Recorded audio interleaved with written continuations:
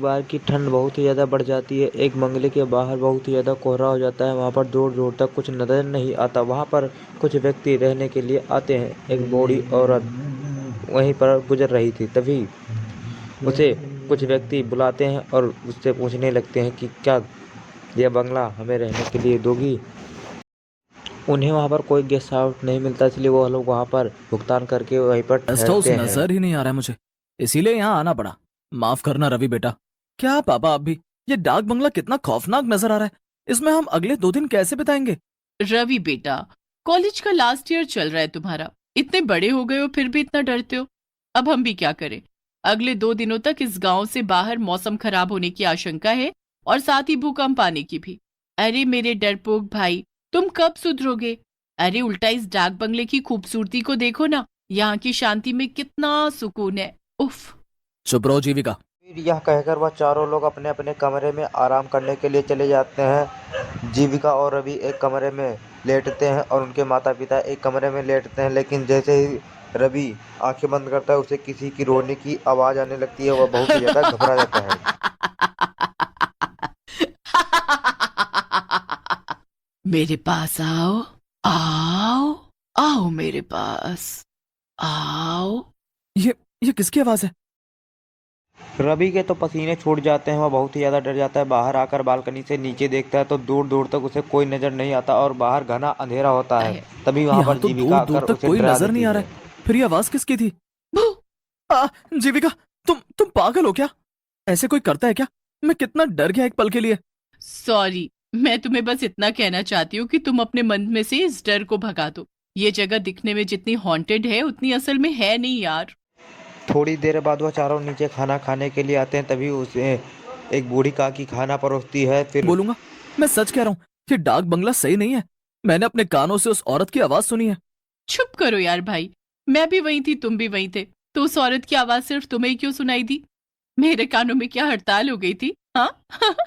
Shut up जीविका। हाँ बेटा, इतना मत घबराओ। लेकिन पापा। रवि बेटा, जैसा तुम सोचोगे वैसा ही तुम्हें महसूस होगा। तुम बार बार उसी बारे में सोचोगे तो तुम्हें वही सब नजर आएगा, वही महसूस होगा बेटा। चुपचाप खाना खाइए, वरना ठंड में जल्दी ठंडा हो जाएगा। वैसे भी डाक बंगले की दीवारों को शांति पसंद है, हल्ला नहीं। अ, जी काकी। सभी खाना खाकर सो जाते हैं, लेकिन रवि नहीं सोता और तभी उसे कमरे के दरवाजा धीरे-धीरे खुलते हुए दिखाई देता है और यह देखकर रवि बहुत ही ज़्यादा घबरा जाता है। वह कहता है, यह कैसे हो ये क्या? सकता है? ये दरवाजा अचानक से कैसे खुल रहा है? ये सब क्या? दरवाजा अपने आप खुल जाता है। रवि बिस्तर से उठकर हिम्मत जुटाकर दरवाजे के पास जाकर देखता है तो उसे एक आत्मा दीवार की ओर से भागते हुए नजर आता है। उसका कौन तो था वहां? रोंगटे कौन हो था? जाते हैं। और रवि ये क्या?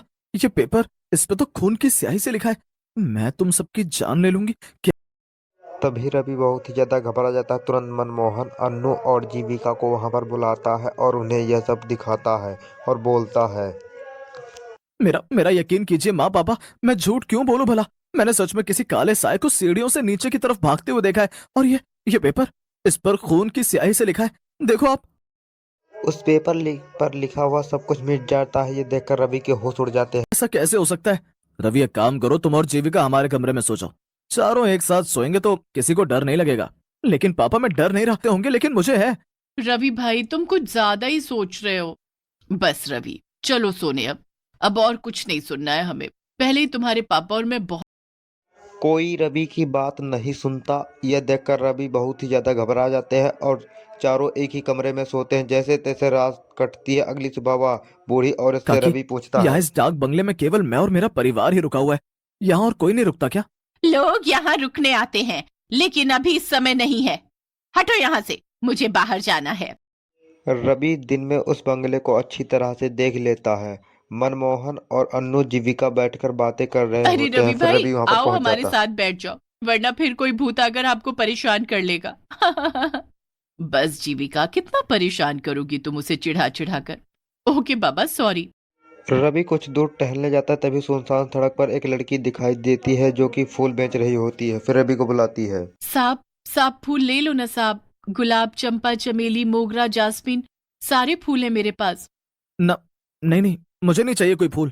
अच्छा ठीक है, लेकिन मेरी बोनी हो जाए इसलिए एक फूल तो ले लीजिए। प्लीज साहब। फिर रवि फूल ले लेता है। वह फूल लेकर जाकर अपनी माँ को दे देता है बालों में लगाने के लिए। उसकी माँ जैसे ही रूम में जाती है आईने के पास, तभी वहाँ पर लाइटें जलने बुझने लगती है और वहाँ पर एक आत्मा आ जाती है, जिसे देखकर उसकी माँ बहुत ही ज्यादा चीखती है। अन्नू की चीख सुनकर सभी लोग वहाँ पर भागे चले आते हैं और उसे उस रूम में बेहोश पाते पाते हैं। हैं। माँ, माँ आंखें खोलो ना माँ। थोड़ी देर बाद अन्नू को होश आ जाता है। अन्नू उन सबको सारी सच्चाई बताने लगती है। यह सच्चाई सुनकर उन तीनों के पैर से जमीन खिसक जाती है और माँ, बहुत ये ही सब ज्यादा घबरा सच है? जाते हैं। हाँ जीविका बेटी, रवि बिल्कुल सच कह रहा था। देखो, मैंने कहा था ना आप तीनों से, इस डाक बंगले में जरूर कुछ तो गड़बड़ है। मनमोहन जी, मुझे कुछ नहीं पता। हम कहीं और रुक लेंगे, चाहिए तो जंगल में रुक लेंगे, लेकिन इस भूतिया डाक बंगले में बिल्कुल नहीं। हाँ पापा, अगर माँ और रवि ने यहाँ कुछ ऐसा महसूस किया है तो हमें यहाँ नहीं रुकना चाहिए। हाँ हाँ अनु, ठीक है, अपना अपना सामान ले लो, हम सब अभी इसी वक्त यहाँ से निकलते हैं। फिर वह चारों अपना अपना सामान पैक करके वहां से चल देते हैं, लेकिन रास्ते में उसे बूढ़ी काकी मिल जाती है और रोक लेती है। बोलती है, सही कहा ना, एक बार जब कोई इस डाक बंगले में आ जाता है तो वो फिर से वापस नहीं जा पाता। नहीं, आप हमें यहाँ जबरदस्ती रुकने के लिए नहीं कह सकती काकी, हमें जाने दीजिए प्लीज। मतलब ये कि तुम सब अब हमेशा हमेशा के लिए यहीं पर रहोगे, इंसान बनकर नहीं बल्कि भूत बनकर। तो हेलो एवरीवन, इस कहानी से हमें क्या सीख मिलती है कि हमें कहीं पर रुकना चाहिए तो उस जगह की अच्छी तरीके से पहले जांच कर लेनी चाहिए, तब हमें वहां पर ठहरना चाहिए। वरना इस दुनिया में कोई किसी का हित नहीं होता। जिस प्रकार इन चारों के साथ धोखाधड़ी और षड्यंत्र रचा गया था, उसी प्रकार हम सबके साथ भी ऐसा हो सकता है। तो हमें उस जगह पर रहने के लिए सबसे पहले उस जगह की जांच पड़ताल अच्छे तरीके से कर लेनी चाहिए, ताकि वहां पर कोई सा भी बात हो तो हमें सबसे पहले पता चल जाए। जिस जिस तरह इन चारों के साथ ऐसा हुआ, वह आप लोगों के साथ ना हो। तो इस कहानी से हमें यही सीख मिलती है कि अगर हम कहीं पर भी जाते हैं तो उस चीज़ की हमें सबसे पहले जांच अच्छे तरीके से कर लेनी चाहिए। जब तक हमें ये जगह सही ना लगे, जब तक हमें वह खरीदना नहीं चाहिए, ना ही लेना चाहिए। कुछ लोग क्या करते हैं, बहुत ही जल्दबाजी में आकर उस जगह को ले लेते हैं और बाद में बहुत ज़्यादा पछताते हैं, लेकिन बाद में पछताने से कुछ भी नहीं होता। जिस प्रकार से इन चारों के साथ हुआ था, ऐसे ही आप लोगों के साथ होता है। आजकल की दुनिया में ज़्यादातर फ्रैंक भी चल रहा है, जो कि लोगों के साथ फ्रैंक करके पैसे उनके लूट लेते हैं और धोखाधड़ी के साथ, और वो कुछ कर भी नहीं पाते। तो ये सब सतर्क हो जाइए। अगर आप कहीं जगह पर रहना चाहते हैं तो उस जगह की सबसे पहले जांच कर लें, फिर वह जगह को खरीदें। तो आज के इस वीडियो में हमें यही सीख मिलती है कि अगर हम कहीं पर भी जाते हैं तो अच्छे तरीके से जांच कर लेना चाहिए। मिलेंगे अगले वीडियो में, और ऐसे ही इंटरेस्टिंग वीडियो देखने के लिए हमारे वीडियो को लाइक और इस स्टोरी टीवी को सब्सक्राइब भी ज़रूर करें, क्योंकि हम आपको कहानी भी दिखाएंगे और कहानी के बारे में उसका उदाहरण भी समझाएंगे। इस तरह इन चारों के साथ हुआ था, वैसे ही सबके साथ हो सकता है, लेकिन अगर आप लोग पहले से ही सतर्क रहेंगे तो आप लोगों के साथ ये नहीं होगा। ये किसी के भी साथ हो सकता है, इसमें कोई बड़ी बात नहीं है। तो वही कहानी में दिखाया जाता है जो कि रियल होता है। लोग इसे फेक मानने लगते हैं, लेकिन ये फेक नहीं होता।